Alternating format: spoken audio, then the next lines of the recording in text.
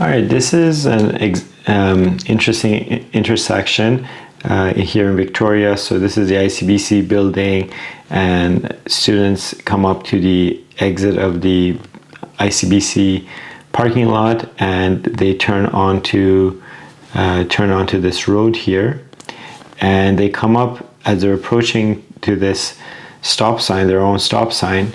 They're not paying attention carefully to what the other cars here at this intersection have in terms of control signals. So the students that are prepared for this test, as they're approaching this intersection, scan over to the left to realize, oh, I can see the back of this guy's stop sign. And they are sharp enough to be looking straight ahead and looking for the back of this guy's stop sign, right? So when they get to this intersection, they've already determined A, whether they've stopped first, and B, who at this intersection has a stop sign and whether it's their turn to go. So if everybody here has a stop sign, but it doesn't say always stop underneath your stop sign, so it doesn't have this, it doesn't say always, then you need to be thinking, why is it that it doesn't say always stop?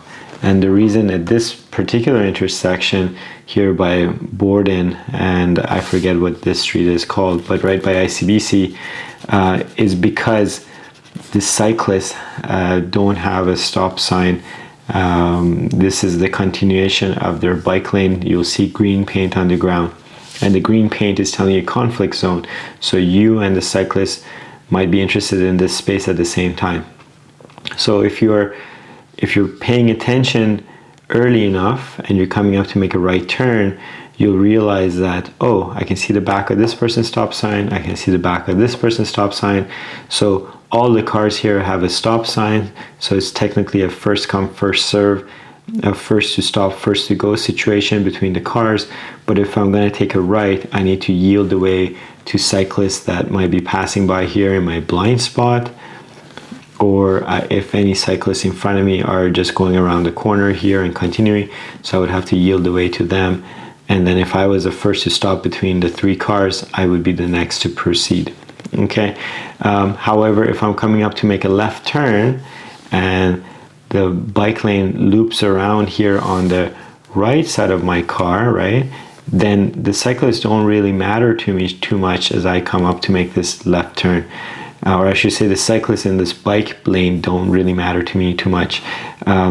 What matters now in terms of priority is who stopped first between the three people here that have a stop sign. So why am I talking about this so much is because sometimes students come out of ICBC, they come up to this first stop sign here, and then they see it's a regular stop sign. So they stop, and then they creep forward, and they creep forward, and they creep forward, and they creep forward, and there's a car waiting here, and this car stopped after our initial stop here, and now they're kind of going, why is this person taking so long to just complete their maneuver? And it's because the student didn't pay attention to whether this guy had a stop sign, whether this guy had a stop sign, and even as they're inching forward here, they're not realizing even 10-15 seconds later that, hey, I shouldn't be taking so much time here because I was the first to stop between these other guys that had a stop sign. So what I'm saying is pay attention, make sure that you understand that whether you have the stop sign only or whether everyone here has a stop sign, and if everyone here has a stop sign and you are the next to go because you were the first to stop between these guys, then it's your turn to go.